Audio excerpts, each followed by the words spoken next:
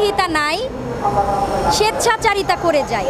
ইলিশ কেন ভারতে? বাংলাদেশ আমার বাবার দেশ। এই ইলিশ উপহার দিয়ে আমরা গোবর খাবো, তবু বাংলাদেশের ইলিশের দিকে চোখ তুলে তাকাবো না। ব্যানারে আমি বলেছি পরে না পেটে, যায় হেঁটে হেঁটে, ইলিশ কেন ভারতে? আমাদের যে ফ্যাসিস্ট সরকার ছিল তিনি হচ্ছে আমাদের বাংলাদেশের কোনো নাগরিকদের কথাই কিন্তু ভাবতেন না। যাদের সামর্থ্য আছে তারাও যে খুব বেশি দাম দিয়ে ইলিশ খেয়ে খুব স্বাচ্ছন্দ্য বোধ করতেন, এই বিষয়টাও আমার মনে হয় না। আমরা নিম্নবিত্ত এবং মধ্যবিত্ত যারা আছি তাদের জন্য তো ইলিশ ধরাছোঁয়ার বাহিরে। পাতে তো পড়েনি, চোখে দেখিনি, তারপরে কি লিখেছি, কেন হচ্ছে রপ্তানি?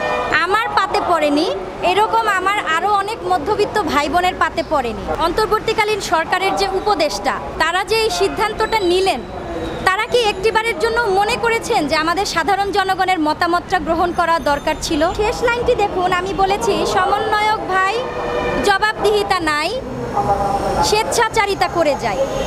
এবং বর্তমান যে সিদ্ধান্তটা নেওয়া হয়েছে এটা আমার কাছে একটা স্বেচ্ছাচারীমূলক আচরণ মনে হয়েছে। আমাদের দেশে বৈদেশিক মুদ্রা আনার মতো অনেক প্রবাসী ভাইয়েরা কাজ করেন, তাদের অনেক অবদান আছে, পদ্ধতি, উপায় এবং পন্থা আছে যেভাবে আমরা বৈদেশিক মুদ্রা অর্জন করতে পারি। তাহলে কেন শুধু আমরা একটি ইলিশ নিয়ে এত বাড়াবাড়ি করছি?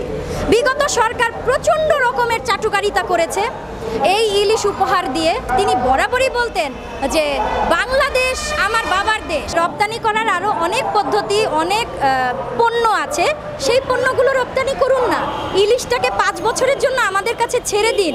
আমরা পেট ভরে ইলিশ খেয়ে আমরা নিজেরাই ভারতে পাঠানোর জন্য আপনাদের কাছে অনুরোধ করব। যে সাংবাদিকতাতে কিছু রেস্ট্রিকশন ছিল, এই কারণে তারা আমাকে ওভাবে প্রচার করতে পারেনি। যে কোনো বিষয় নিয়ে হোক, এই ইলিশ বলেন, শিক্ষাক্ষেত্রে দুর্নীতি বলেন, আমার বাচ্চাদের ভবিষ্যৎ নষ্ট করে দেওয়া হয়েছে।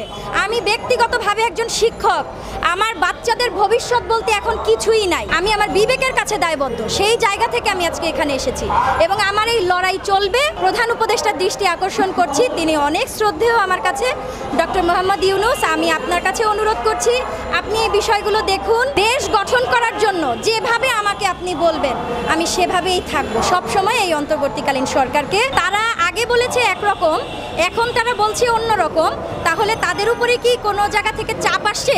তো আমি এইটাই বলবো যে বাংলাদেশের মানুষ যদি এই 17-18 বছরের একজন স্বৈরাচারী ফ্যাসিস্ট সরকারকে দমন করতে পারে, তাহলে অন্তর্বর্তীকালীন সরকারের এই 17 জন বা 20 জন উপদেষ্টার তো কাউকে ভয় পাওয়ার কথা না। কারণ আমরা রাস্তায় আছি, তো আমরা তো সবসময়ই পাশে আছি, আপনাদের রাস্তায় আছি, আপনাদের ভয় কোথায়?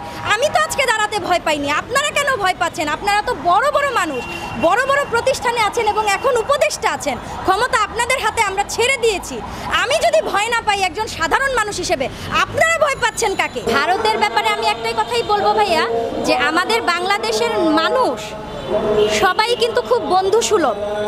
সেই জায়গা থেকে আমরা কিন্তু কখনোই ভারতকে সেভাবে আঘাত করে কখনো কোনো কথা বলিনি। আপনারা দেখবেন যে উপদেষ্টা নাহিদ ইসলাম তিনি কিন্তু বলেছিলেন যে আমি ভেবেছি যে ভারতে যে বন্যা হচ্ছে সেখানে আমরা আরও ত্রাণ পাঠাবো। তারা বলেছে আমরা গোবর খাবো, তবু বাংলাদেশের ইলিশের দিকে চোখ তুলে তাকাবো না। আর এই ইলিশ নিয়ে ভারতের সাথে তো আজকে থেকেই রাজনীতি না, এই যে রাজনীতি, সমালোচনা যা কিছু, সেটা আজকে থেকে না।